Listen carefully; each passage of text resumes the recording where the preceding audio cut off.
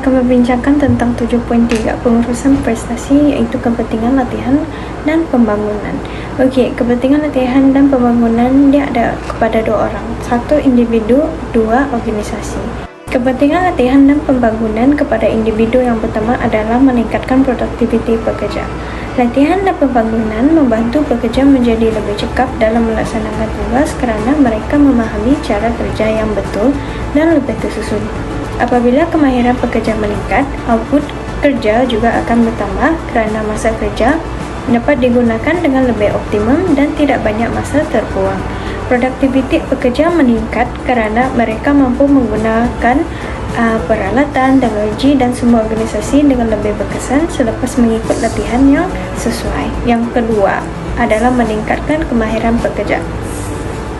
Latihan dan pembangunan membolehkan pekerja memperoleh kemahiran baharu yang khusus mengikut keperluan kerja seperti kemahiran komputer, komunikasi atau penggunaan mesin.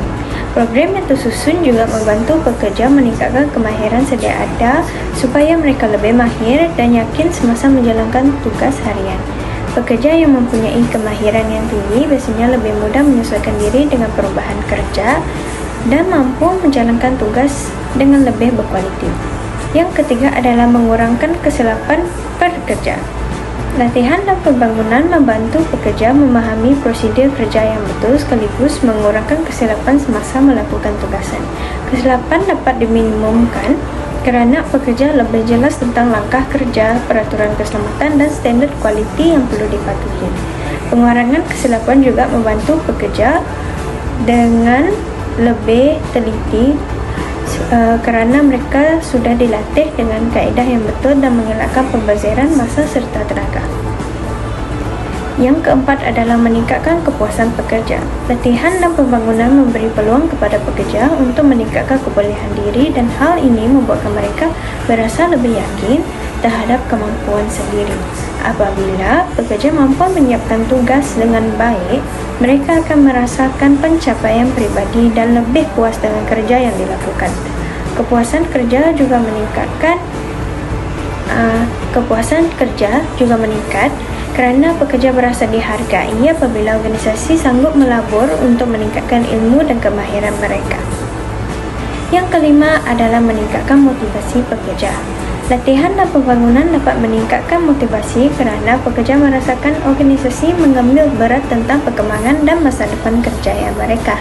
Apabila pekerja mendapat ilmu baru, mereka akan lebih bersemangat untuk mempraktikkan kemahiran tersebut dan menunjukkan prestasi yang lebih baik. Motivasi juga meningkat kerana program latihan sering dianggap sebagai satu bentuk penghargaan yang mendorong pekerja bekerja dengan lebih bersungguh-sungguh. Kita masuk yang kedua, iaitu organisasi. Kepentingan kepada organisasi yang pertama adalah membentuk reputasi sebagai organisasi yang mementingkan aspek pembangunan pekerja. Latihan dan pembangunan membantu organisasi membina imej yang positif kerana organisasi dilihat mengambil berat terhadap peningkatan ilmu dan kemahiran pekerja. Reputasi yang baik ini akan menarik minat lebih ramai calon berkualiti untuk memohon pekerjaan kerana mereka yakin organisasi menyediakan peluang pembelajaran dan perkembangan kejayaan.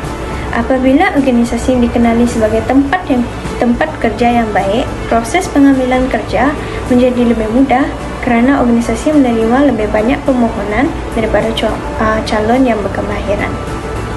Seterusnya, menyadarkan pekerja bahawa mereka dihargai. Peluang menyertai program latihan dan pembangunan membuatkan pekerja berasa dihargai kerana organisasi sanggup melabur masa dan kos untuk meningkatkan kemampuan mereka. Pengiktirafan ini dapat meningkatkan kesetiaan pekerja kerana mereka merasakan diri mereka penting dan diperlukan oleh organisasi. Apabila pekerja rasa dihargai, mereka biasanya akan lebih bersemangat untuk bekerja serta memberi komitmen yang lebih tinggi terhadap tugas dan tanggungjawab. Yang ketiga adalah dapat mengekalkan pekerja yang terbaik. Latihan dan pembangunan membantu organisasi mengekalkan pekerja yang berpotensi kerana pekerja akan berasa puas apabila diberi peluang untuk meningkatkan kerjaya dan kemahiran diri. Kepuasan bekerja yang tinggi menyebabkan pekerja cenderung untuk terus kekal dalam organisasi yang sama dan tidak mudah berpindah kepada organisasi lain. Keadaan ini dapat mengurangkan kadar lantik henti serta mengurangkan kos pengambilan dan latihan pekerja baharu yang biasanya memerlukan perbelanjaan yang besar. Yang keempat adalah meningkatkan prestasi dan produktiviti organisasi. Latihan dan pembangunan meningkatkan prestasi pekerja kerana mereka menjadi lebih cekap, lebih pantas dan lebih tepat dalam melaksanakan kerja harian.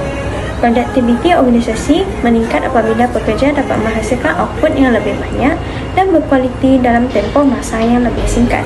Kecekapan kerja yang meningkat juga membantu organisasi mengurangkan pembaziran sumber seperti masa, tenaga dan bahan mentah. Yang kelima adalah mengurangkan kesilapan dan meningkatkan kualiti kerja.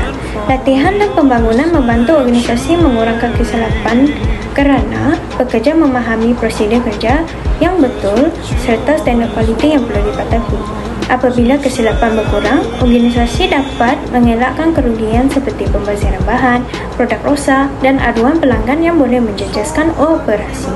Kualiti kerja yang lebih baik juga meningkatkan kepuasan pelanggan dan membantu organisasi mengekalkan kepercayaan pasaran terhadap produk atau perkhidmatan yang ditawarkan.